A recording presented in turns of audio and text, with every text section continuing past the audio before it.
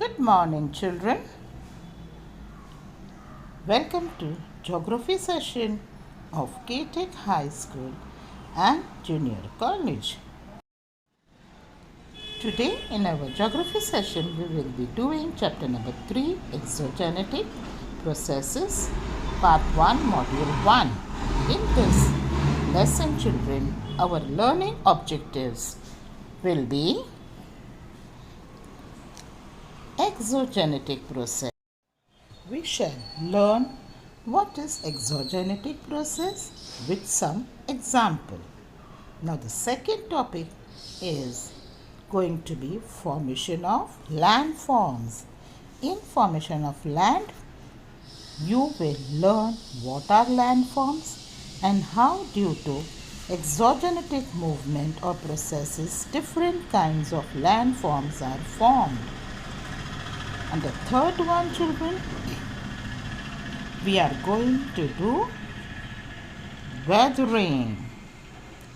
Now, what does weathering mean?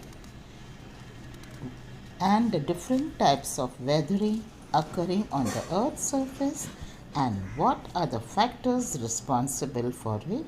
And the last, mass movement and its type. That are the learning objectives. So children, in this lesson, exogenetic processes, we will concentrate on exogenetic or external process or the landforms formed by them. Now, let us start with an introduction.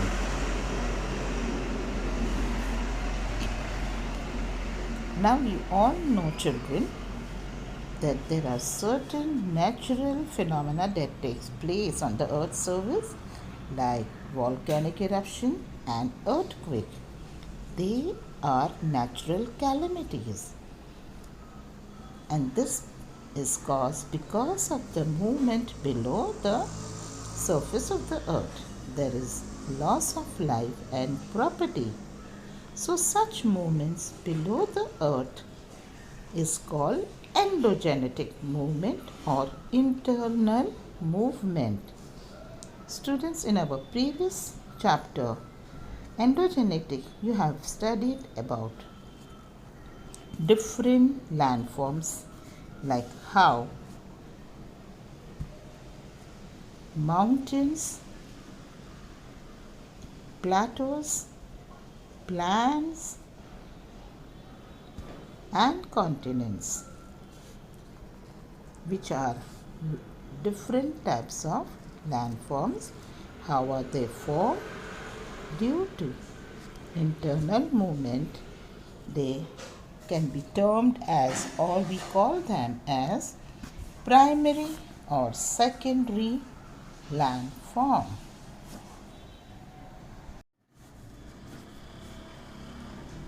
Now first we will be doing external process. Now some external processes that occur on the Earth's surface because of the forces working on the Earth's surface, like gravitational force, kinetic energy and solar energy. So all these energy, children, are associated with many objects on the Earth's surface. Similarly, there are some external forces that works on the surface of the Earth, which leads to degradation of landforms, that is, destruction of landforms. They are also known as external forces or exotic process, where the land is degraded. So today in our lesson, we are going to study about exogenetic forces, how they occur on the land surface, and what are the factors responsible for it. Let us start with first external processes. Can you all see, children?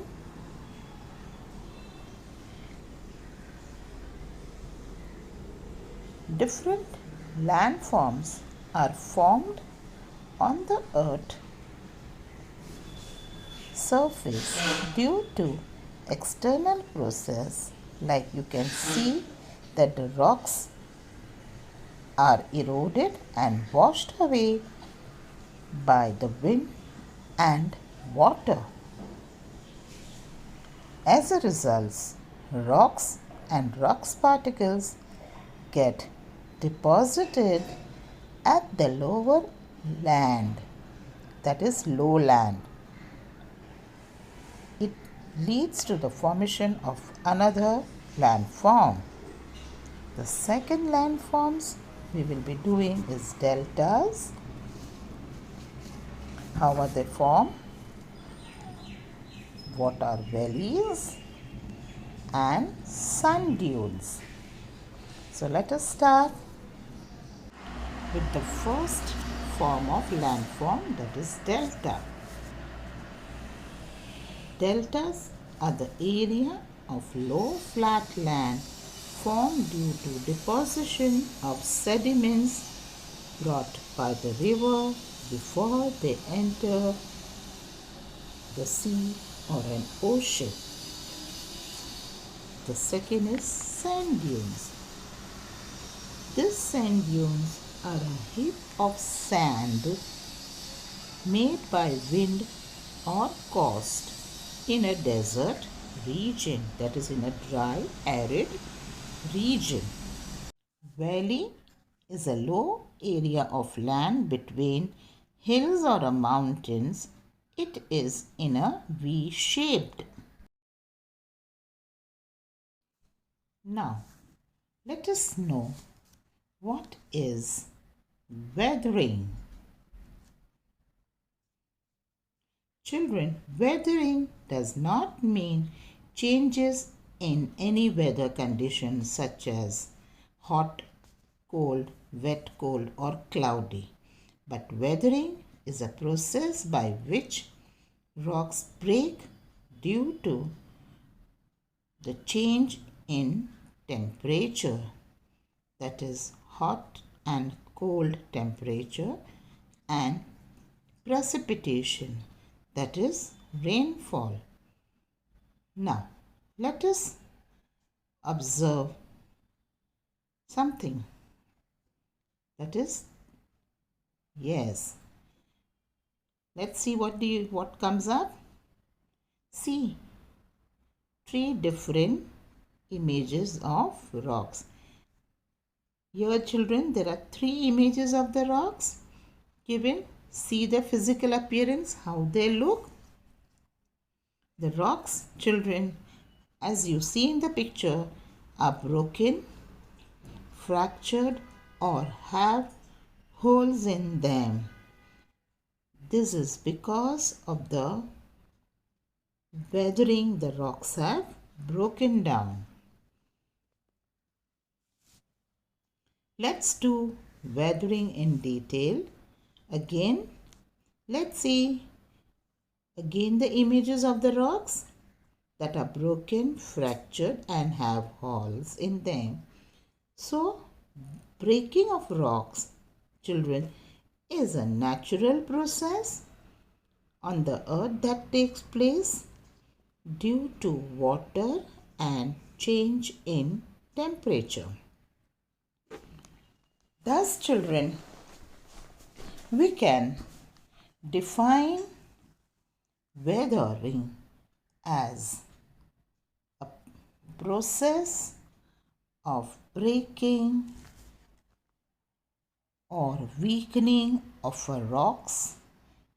As a natural process, it is called weathering. So, do not forget what is weathering. Weathering is breaking or weakening of a rock is a natural phenomena. It is called weathering. Now, let's start with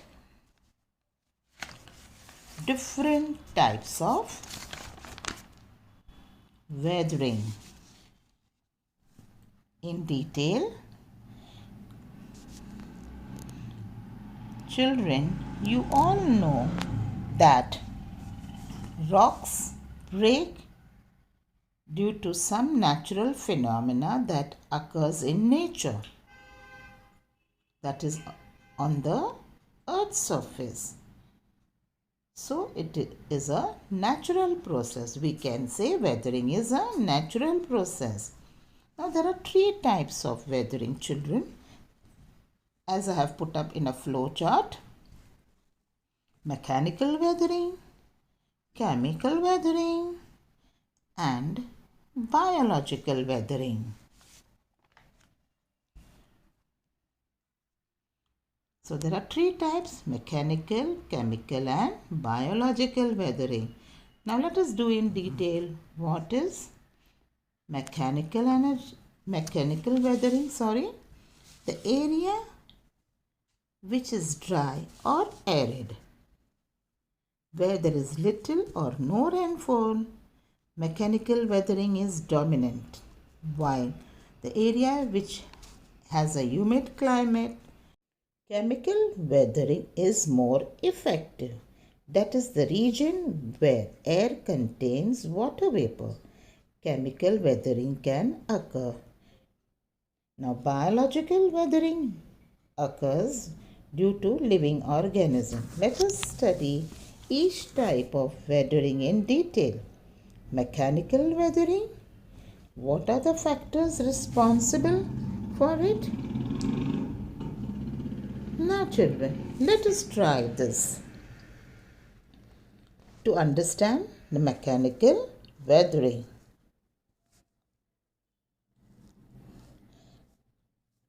In your homes, children, you all have onions. Now cut the onion in the middle. Observe the center of the onion. You will see layers.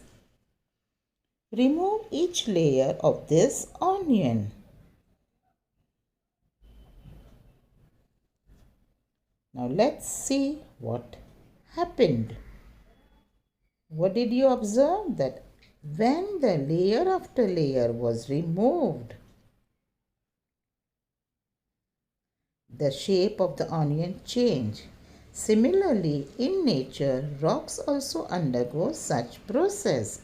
It happens naturally on the earth's surface due to the change in temperature, that is fall or rise in temperature. The next, children, we will be doing exfoliation. Now, what is exfoliation? Here you can see that the outer layer of the rock peels off due to the effects of the heat, and this process is called exfoliation. During exfoliation, the outer layer or the exposed part of the earth gets heated while the inner part remains cool, due to which there is an expansion and contraction on the rock surface that leads to exfoliation. That is, outer layer falls off from the main rock. So this is how, children, exfoliation takes place. This exfoliation is also a kind of weathering that happens due to change in temperature. So, mechanical weathering occurs mainly because of change in temperature, frost, crystal growth, release of pressure, and water. Now, I'm going to put up a flow chart to understand mechanical weathering. I want you all to observe very carefully this flow chart. It occurs mainly due to temperature, that is the first one, frost, crystal growth,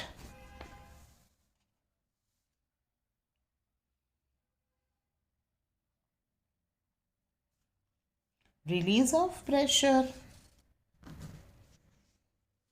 and water. Now let's start how mechanical weathering occurs due to temperature. Now, due to heat the sun, rock surface heats more. As a result, minerals in the rocks expands. Similarly, when the temperature falls at night, the rock surface cools down and contracts. Due to such continuous cooling and heating cycle,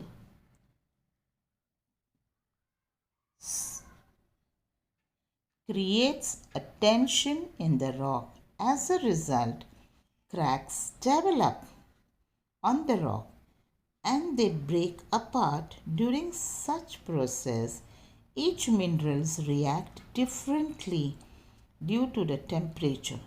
Some minerals expand more while the others do not expand. So this process is called temperature, which leads to weathering of rocks. So temperature is also one of the factor that leads to weathering. If this keeps this continuously, where the rocks weather. The next one, let's study about frost.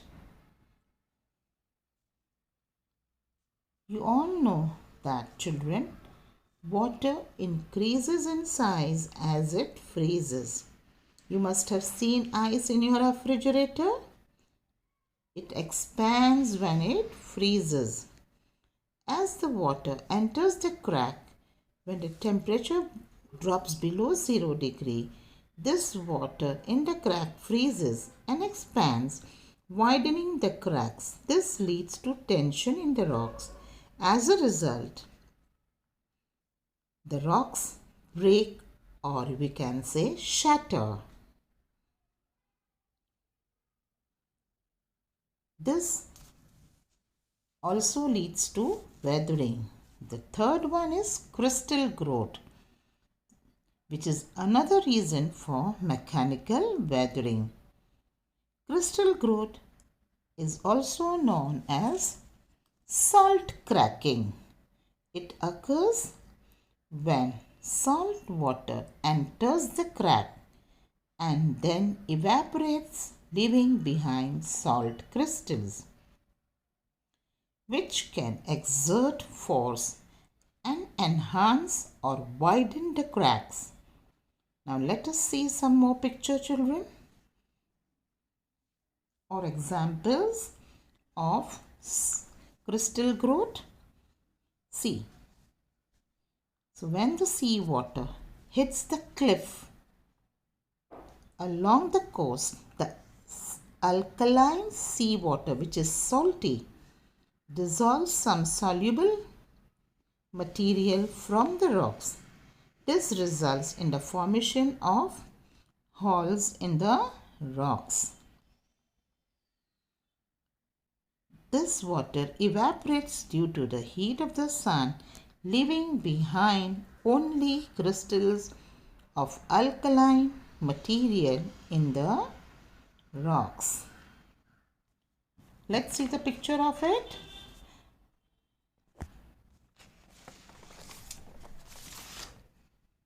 You will be able to see, children, in the next slide. Yes. See, you can see this, how the holes are created because of crystal growths.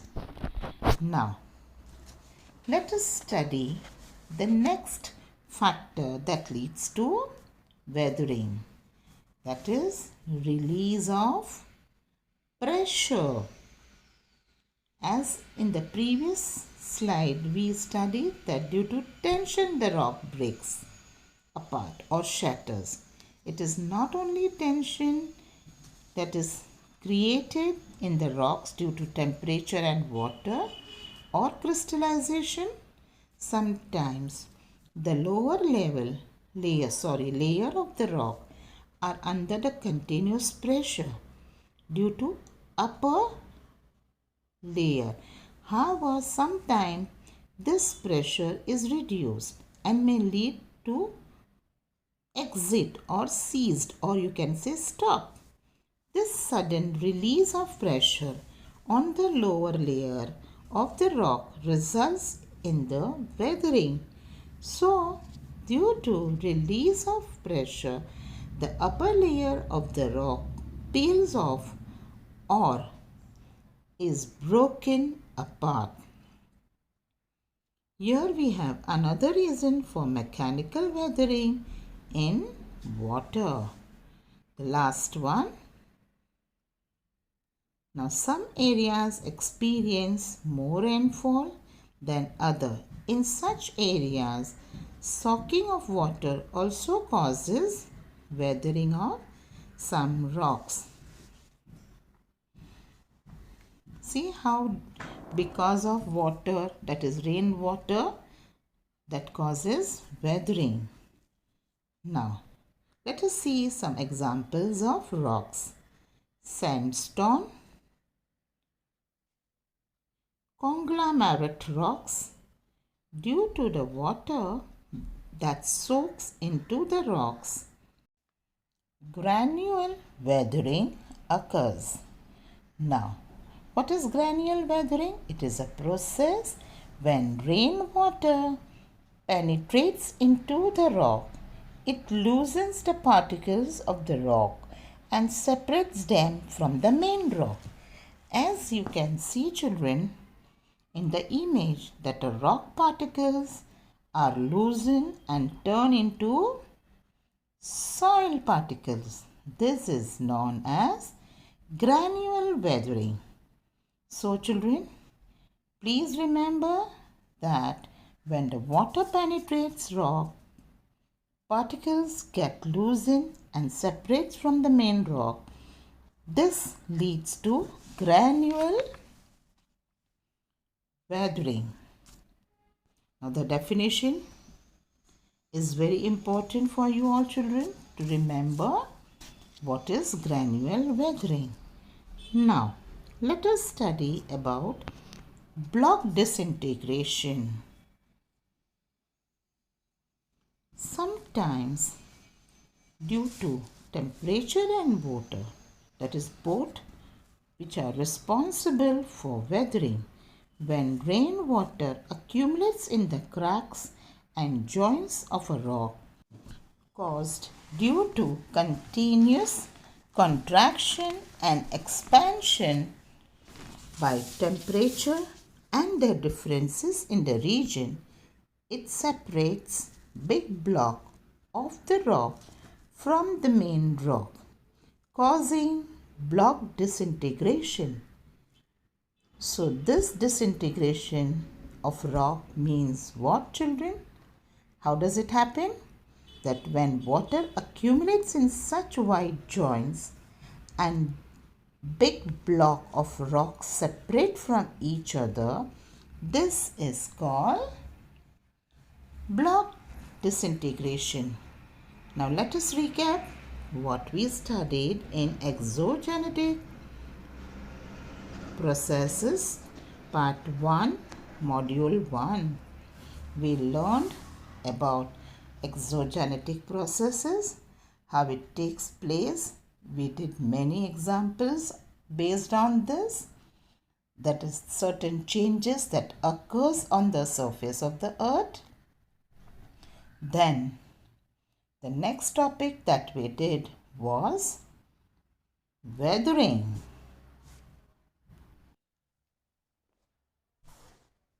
Yes, and how does weathering leads to disintegration, degradation and formation of landforms like valleys, mountains, continents. We did 3 types of weathering, that is mechanical weathering, and the factors that affects the mechanical weathering. Children, the two types of weathering, that is chemical weathering and biological weathering, will be done in our next session.